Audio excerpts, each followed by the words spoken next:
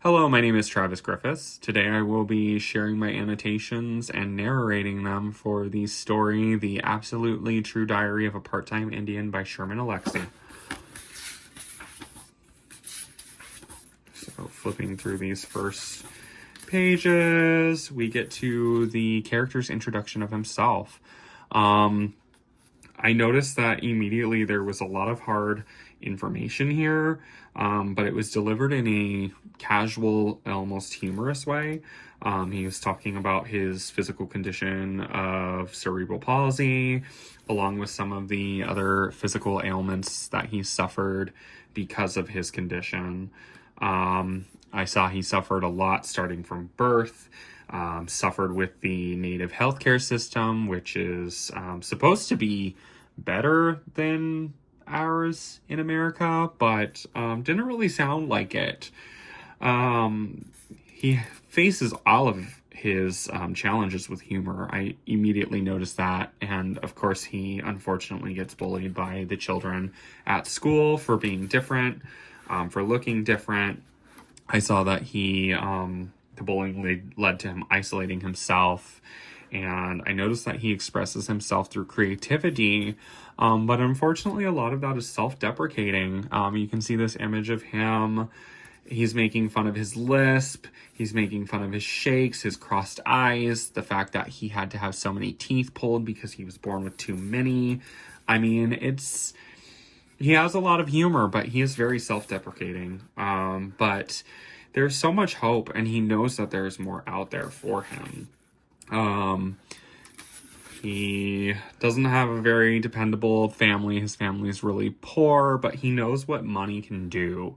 Early on in the book, he goes through a grave loss of his dog, Oscar, and he realizes, in fact, his mom tells him that they can't afford to take care of Oscar. So his dad goes into the backyard and shoots him, putting him out of his misery. Very sad. So then, originally Oscar is introduced as his best friend, but then we find Rowdy, who is Arnold's human best friend. Rowdy provides a lot of protection for him. They share a lot in common, including a birthday. Rowdy seems fearless, and he also gets through life with a sense of humor. He will never hurt Junior, not intentionally anyway. But I noticed that even in the bullying that he faces, some adults pick on him, and that was disturbing to me. We meet his older sister, Mary. They call her Mary Runs Away because she's a little bit out there. She's a little all over the place. And Arnold sees his big sister as a little sad. We see immediately that the school and the teachers are also very unreliable. He ends up I want to show this picture here, that he smashes his teacher in the face with an old book that he discovers belonged to his mother. He's very upset at the old school materials because he places a high value on education. That interaction with the teacher, Mr. P, was actually a big one because Mr. P forgives him. He goes to his house to forgive him, and tells him, basically, you need to get out of here. He knows a lot about Junior. He knows Junior's sister. Says she was very smart, and that's when Junior realizes that Mary must have abandoned her dreams because she's depressed, like a lot of the adults in this reservation. So Mr. P wants Junior to leave the reservation to realize his talents. His parents are very agreeable to that. They know that he's capable of doing more, so they immediately get him into a better school called Reardon, which is a white kids school.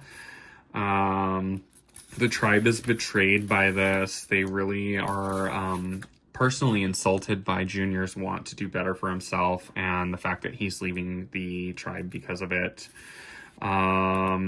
he goes through a really overwhelming change trying to integrate into this white school. I'm running out of time. I'm a little bit over on this video now, but honestly, I really just connected with this book. I felt like there was a lot to learn here. I felt like he just went through a lot of different challenges. His friend Rowdy turning on him. He starts to get involved with Penelope, and that was a big moment for him. He had to go through so many lengths just to get a better education, including walking 22 miles to school. I could go on and on. He sees his sister has run away to fulfill her dream. He discovers that Penelope and him have more in common in their shared dreams, even though they may be different. He realizes that somebody who is, I guess in his opinion, someone who has it all, he realizes that even she does not. So this book was just very surprising, and it seemed like after every curveball, every bit of challenge that he had to face, he really just stayed the course, and he took everything on with a sense of humor. I said that the one community turned on him, but he found a better one when his Native American community turned on him, but he started being accepted in his new school. When his grandma died, I said that forgiveness is a gift to yourself, not your aggressor, because she had asked with her last words for the family and her loved ones to forgive the man who killed her. I said we should all be more like Junior's grandmother. We get to see him go through the loss of his grandmother, the loss of a family friend. We see him find different perspectives through it all that help him succeed. I said perspective makes all the difference. I really just want to get to the very end where he ends up beating his home team that he used to belong to with basketball.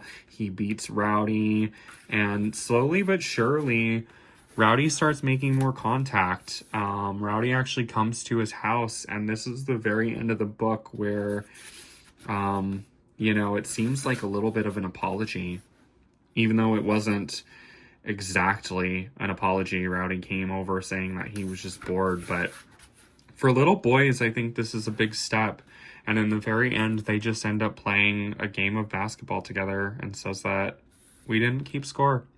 I thought this was a beautiful book. I thought it was very inspiring, and I'm really glad to have read it. Sorry for going so far over.